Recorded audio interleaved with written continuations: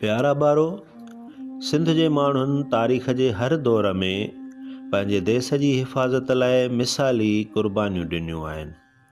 छा हिंदू, छा मुसलमान, जॾहिं बि वतन ते मुसीबत आई तॾहिं हिकु ॻाल्हि थी दुश्मन जे साम्हूं थिया।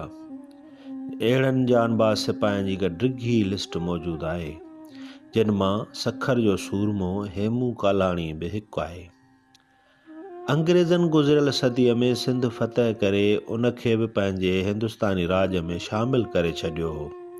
13-14 साल पोइ हिंदुस्तान जे माण्हुनि पंहिंजे देश खे आज़ादु करण लाइ हिकु ज़बरदस्त इनक़लाब बर्पा कयो। बदकिस्मतीअ सां उहो इनक़लाब नाकाम थियो ऐं अंग्रेज़ 100 सालनि ताईं मज़बूत थी हिंदुस्तान ते हुकुम हलाइण लॻा। सिंधी माण्हुनि बि पंहिंजे हाल सारो इन इनक़लाब में हिसो वरितो, पर जॾहिं हीअ बग़ावत पूरी थी तॾहिं कई सूरमा, जिन में हिंदू बि हुआ त मुसलमान बि, फाहीअ जे फंदे ते चढ़ी विया। 20वीं सदीअ जे ईंदे ई नंढे खंड जे माण्हुनि में सियासी सुजाॻीअ जी हिकु लहर डोड़ी वई।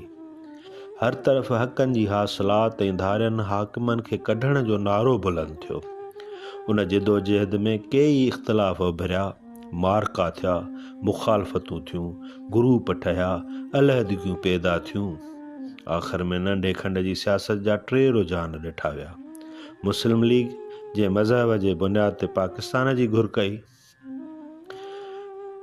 कांग्रेस, जंहिं मग़रबी तिर्ज़ जी हुक्मरानी ऐं सिरिश्ते तहत मुल्क वठण ते चाहियो। टियों टोलो हो इनक़लाबियुनि जो, जिन मुकमिल ऐं रेटे इनक़लाब ज़रिए अंग्रेज़नि खे हिंदुस्तान मंझां तड़े कढण ते चाहियो। हिन आख़िरी टोले में भगत सिंह ऐं संदसि साथी हुआ। सिंध जीअं त हिंदुस्तान जो हिकु हिसो हुई, उन करे मुल्क में ईंदड़ हर तब्दीलीअ जो मथसि असरु पवणु लाज़मी हो। भञ-ड्राह, लुट मार, क़त्ल, खूनरेज़ी ऐं तशद्दुद ज़रिए मुकमिल इनक़लाब जे हामियुनि जो सिंध ते बि ज़बरदस्त असरु पियो।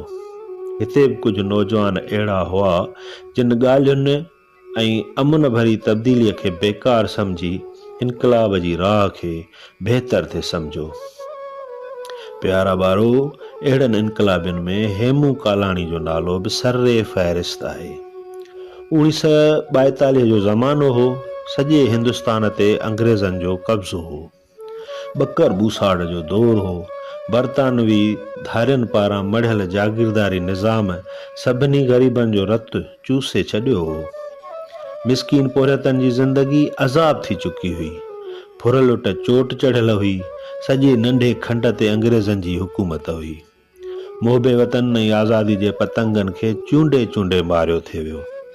बरे सगीर जी सारी मिल्कियत खजी बरतानिया वञण लॻी हुई ऐं हितां जो अवाम ॾींहों ॾींहुं वियो बुखनि में ॻरंदो ऐं झुरंदो। इहा हालत ॾिसी सिंध में हुर तहरीक शुरू थी ऐं विच हिंदुस्तान में महात्मा गांधी हिंदुस्तान ख़ाली करियो जो नारो हयो। उन वक़्तु माण्हुनि जे दिलनि में अंग्रेज़नि ख़िलाफ़ नफ़रत जा औड़ाह पे ॿरिया। उन करे हिंदुस्तान जी आज़ादीअ लाइ हर को हिन नारे खे लबेक चवंदो अॻिते वधियो। हिन नारे जो पड़ाडो सखर जे हिकु नौजवान जे कन ते बि पियो। हू गभरू हो, अलहड़ो हो, नओं रतु होसि। हिन चाहियो थे त ही ज़ालिम, जंहिं असांजी धरती ते रत जी रांदि खेॾी आहे, तुर्त ख़तमु थिए। हिन जो नालो राही हेमन हो, पर प्यार मां खेसि हेमू चवंदा हुआ। हू 11 मार्च 1934 में पुराणी सखर में ॼाओ हो। संदसि पीउ पेसूमल ठेकेदारी कंदो हो। उन वक़्तु मैट्रिक जो शागिर्द हो। मंझि सियासी ॼाण ऐं क़ौमी शऊर हो। आज़ादीअ जी तड़प ऐं वलवलो हुजेसि। संदसि ॼाण सुञाण अहिड़नि माण्हुनि सां हुई जेके आज़ादी जी राह जा पांधीड़ा हुआ। 23 अक्टूबर जी राति हुजे जॾहिं हिननि खे ख़बर पई त फ़ौजनि सां भरियल हिकु स्पेशल ट्रेन अचे पई, जेका सखर मां थींदी ऐं लाज़मन उहे फ़ौजी देश जी आज़ादी जे शमअ तां पतंग वांगुरु सिर ॾींदड़नि लाइ अजल जो सबबु बणिबा। सो हिननि गॾिजी फ़ौजी ट्रेन खे ख़तमु करण लाइ सिर तरीअ ते रखे रेल जी पटड़ीअ खे उखेड़ण जो कमु शुरू कयो। ऐन उन वक़्तु खेसि हिकु सिपाही फ़िरोज़ ख़ान पकिड़े वरितो। हेमूअ जा ॿिया साथी भॼी विया। हेमूअ खे जेल में विझी मथसि सख़्तु तशद्दुद कयो वियो।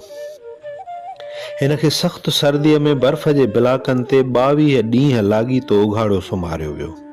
खेसि फटका हया विया, लोह जे ततल सीखुनि सां ॾंभ ॾिना विया, पर हिन कुझु बि न सलियो। आख़िर खेसि कोर्ट मार्शल कयो वियो, जिते हिकु दफ़े चयो हुयई, मूं रेलवे लाइन इन लाइ उखेड़ी थिए त फ़रिंगियुनि जे टोलियुनि खे नास करे छॾियां, पर बदकिस्मती नाकामयाब थियुसि। इहो इक़रारी बयान संदसि जुरत ऐं हिम्मत जी नुमाइंदगी करे थो। 3 सालनि ताईं संदसि केस हलियो। आख़िर खेसि फांसीअ जी सज़ा ॾिनी वई, जेका दुनिया जी तारीख़ में हिकु नाबालिग ॿार खे पहिरीं सज़ा हुई। मौत जी सज़ा मंज़ूर थियण खां पोइ हेमू जे वकील पीरज़ादे अब्दुसत्तार संदसि मामे खे मोकिलियो त हू हेमू जे हथ अखरनि सां माफ़ीनामे ते सही वठी अचे त खेसि माफ़ी मिली सघे। पर हिन चयो, फांसीअ जो डपु काइरनि खे थींदो आहे, जेकी पंहिंजो ज़मीर चांदीअ जे सिक्कनि एवज़ विकिणी छॾींदा आहिनि। मौत जो नालो वठी मूंखे ड्रेजारण जी कोशिश न करियो। माफ़ी इन लाइ वठां त मूं पंहिंजी कारकर्दगीअ ते पछतायो आहे, पर ईअं न आहे। मूंखे पंहिंजे कीए ते फ़ख्रु आहे, नौज़ आहे। जीअरो रहियुसि त अहिड़ा ॾोह वरी बि कंदुसि। फ़रंगियुनि खां माफ़ी घुरण ते धरती जी आज़ादी वारो मौत 1000 दर्जा बहितर आहे। मौत खां गेदी डिॼंदा आहिनि, पर वतन जा सिपाही सूरीअ खे सिंगार सम्झंदा आहिनि ऐं रत खे सुहाग जी मेहंदी जो रुतबो ॾेई सीने सां लाहींदा आहिनि। जॾहिं साणसि माउ मिलण आई ऐं उन बि खेसि माफ़ी वठण लाइ चयो त उन खे जवाबु ॾिनई त अम्मा, तूं मुंहिंजी माउ आहीं ऐं मूंखे सॼी दुनिया खां प्यारी आहीं, पर मुंहिंजी हिकु ॿी बि माउ आहे, जंहिंजो दर्जो ऐं मर्तबो तोखां बि उतां आहे। उहा आहे हिन नंढे खंड जी धरती। मां उन सिंधियुनि जी धरती माता तां सदको थो थियां, दुआ कजांइ। हेमू जे इन जज़्बे ऐं हुबुल वतनीअ जे लॻाव दुश्मननि खे बि ॾकाए छॾियो हो। चवनि था त हू जेल में निहायत ख़ुशि रहंदो हो ऐं पंहिंजे ॾोरनि ते हथु हणंदो हो। चवंदो हो त हिननि बाज़ुनि खां कमु वठिणो आहे ऐं अंग्रेज़नि खे मुल्क मां भॼाए कढणो आहे। हू चवंदो हो, जॾहिं मां आज़ादु थींदुसि त उन खां बि वधीक कमु कंदुसि ऐं एसी ताईं कंदो रहंदुसि जेसीं ताईं अंग्रेज़ ई मुल्क छॾे भॼी नथा वञनि।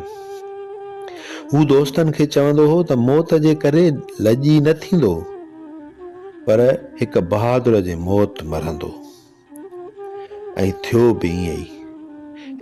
हेमू कालाणी 21 जनवरी 1943 जे सुबुह जो सूरीअ खे चुमी ॾेई आज़ादीअ हूर मथां सिर कुर्बान कयो। इहो ई ज़मानो हो जो अंग्रेज़नि सिंध जे हिकु ॿिए मथेर मुड़ुस पीर साहब पागारे खे पिणु शहीद करे छॾियो हो। अॼु अंग्रेज़ ऐं नादरी कहर कंदड़ हुक्मरान त ख़ाक थी विया आहिनि, पर हेमू कालाणी असांजी तारीख़ में हमेशह हमेशह लाइ अमर थी चुको आहे। कल हिकिड़ो हेमू कालाणी, कल हिकिड़ो हेमू कालाणी, अॼु हेमू आहिनि बणिया कुलुई बालक बालक हारीअ जो, बालक बालक पोरत जो, काइर अख में कंडो आ।